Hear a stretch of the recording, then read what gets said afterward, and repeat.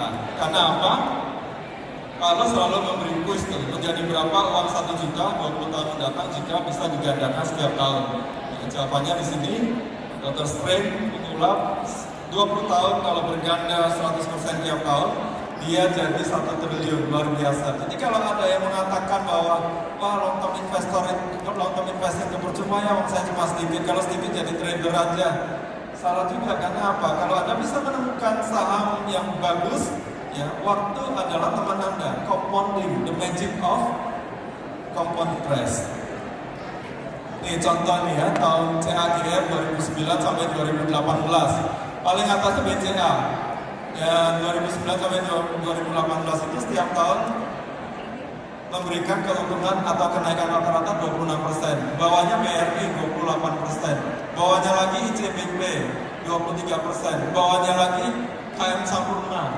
Ya, KM Sampurna itu 40% dan seterusnya. Ada Mayora Indah 69%. Jadi ini adalah the magic of compounding. Yang kedua adalah market itu bukan bos, market itu pembantu kita. Jadikan market pembantu kita. Karena apa? Market itu nggak bisa efisien all the time secara teori begitu. Efisien itu artinya harganya udah benar. Kadang-kadang market itu salah harga.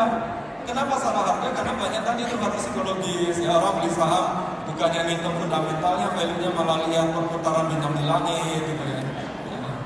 Kemudian strategi di sini adalah Anda justru jangan ikut-ikutan. Ketika market itu sedih sekali, Anda malah jual. Ketika market itu sedang euforia, harganya overpriced, Anda malah ikut beli. Saya masih ingat dulu di WA Group itu ada yang tanya ke Pak Lokeng Hong. Pak Lokeng Hong, ini indahnya naik terus nih, udah 20.000, boleh beli enggak? Gitu.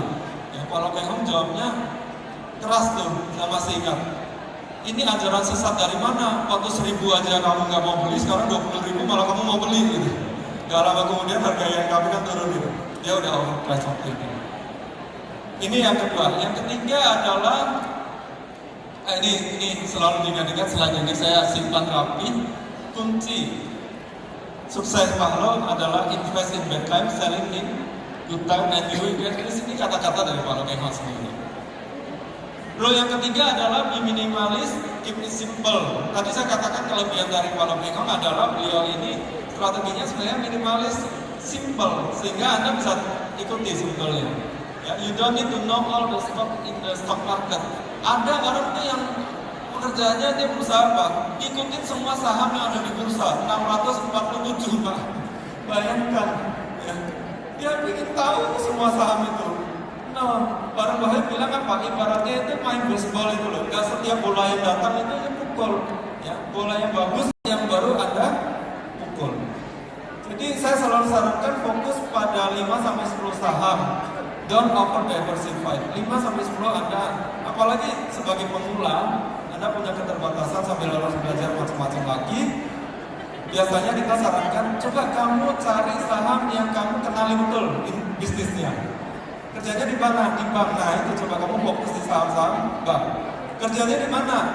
Oh saya orang IT Pak, fokus aja di saham IT. Warren Buffett bilang itu adalah cycle of competence Anda. Itu akan sangat membantu. Buy stock that you are familiar with tadi ya, preferable in your cycle of competence. Kemudian Peter Lynch mengajarkan gini, dia bilang if you like the store, you will like the stock. Kayak tadi saya datang ke, misalnya saya lihat mall ini kok ramai banget ya, pengunjungnya banyak. Berarti kan ada recurring income yang bagus, recurring revenue yang bagus. Nah, saya cari tahu bahwa ternyata pengembangnya pengelolaan mall itu adalah perusahaan TBK. Nah, ini saya mulai senang sama perusahaan itu. Itu dilakukan oleh Warren Buffett ketika dia beli saham Apple.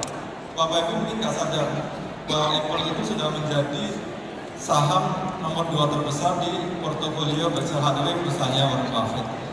Kalau saya baca ini, dia menaruh uang 18 miliar US dollar di Apple. Dia hanya bilang begini, ya, kenapa you decide to buy begitu banyak saham Apple? Dia bilang begini, because I like it. I don't have an iPhone, Buffett said. I have an iPad. Somebody gave it to me too. Jadi ketika dia mencoba pakai iPad, dia lihat produknya bagus. Akhirnya apa? He like the product, he buy the shares dari Apple. Dia punya knowledge terhadap produknya itu. Rule yang keempat adalah jangan lupa, meskipun kita tahu bahwa the name of the game dari stock investing itu adalah risk taking. Jadi kalau Anda itu takut risiko ya jangan beli saham, gitu aja simpelnya. Kalau Anda nggak tahan lihat saham yang Anda pegang turun 20% ya jangan investasi saham. Investasi saham itu harus membuat Anda itu nyaman, aman dan nyaman. Nah di sini stock investing is about risk taking. Artinya high risk high return. Tapi you can and you have to, Anda bisa dan Anda harus mengelola risiko. Oke? Be careful buying stock that have increased significantly. Kadang-kadang kita lihat saham itu udah naik 200-300%. Anda udah terlambat. Probability Anda beli overpricing itu tinggi sekali. Banyak biasanya itu orang-orang pemula yang masuk karena melihat harga saham ini tiap hari naik.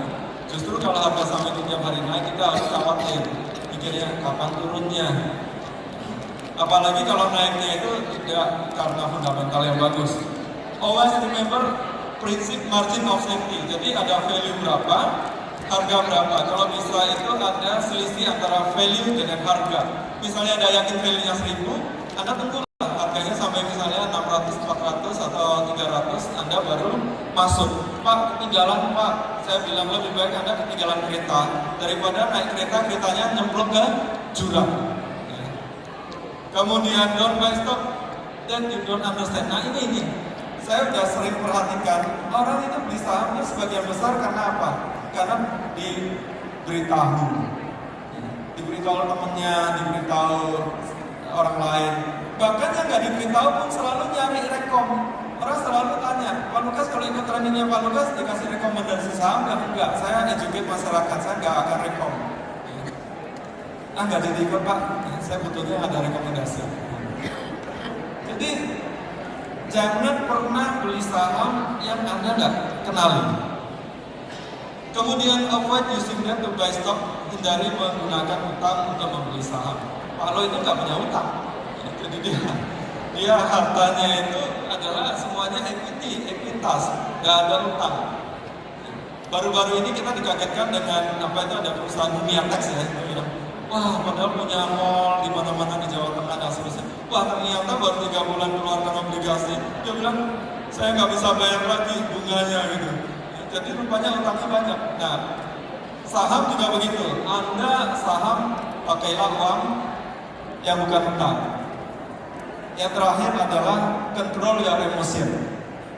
Ada yang bilang bahwa di bursa saham ini is about fear and greed. Ya, jadi ketamakan dan ketakutan.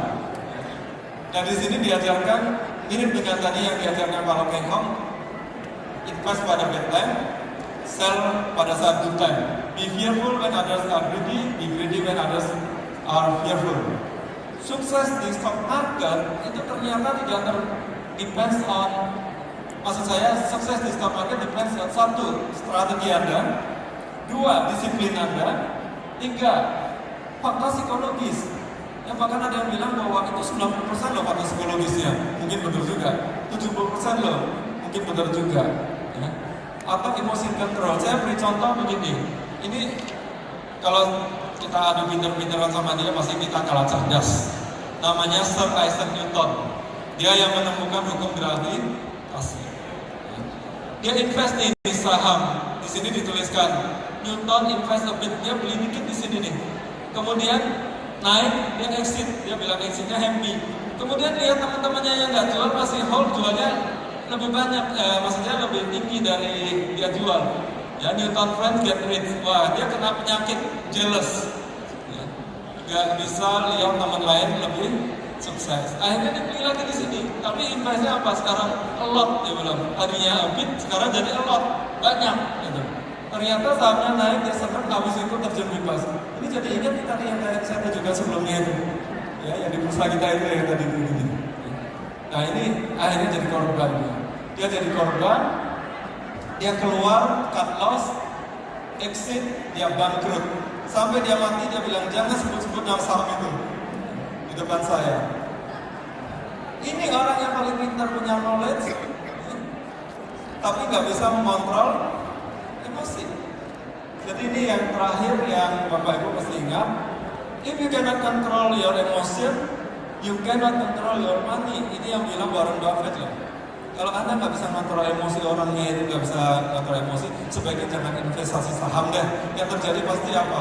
Kalau lagi turun dia pasti jual, cut loss. Kalau lagi naik dia ikut beli, ya. Dan itu dilakukan berulang-ulang. Ya. Turun dia cut loss, naik tinggi dia beli. Ya. Habis naik turun, cut loss lagi. Ya. Lama-lama uangnya habis. Itu akhir dari presentasi saya sebagai pembuka. Ya, doa saya semoga Tuhan memberkati Anda semua berlimpah-limpah.